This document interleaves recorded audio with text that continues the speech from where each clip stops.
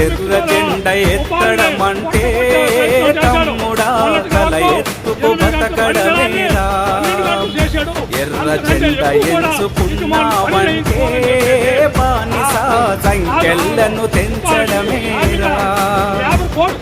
చదివి చూడు మన భారతదేశం గత చరితని నిరుపేదకు భూమిని పంచింది ఎర్ర జెండని తెలుసుకుంటే నీ తనువు అరుణ పతాకమవుతుంది ఎర్ర జెండ ఎత్తడమంటే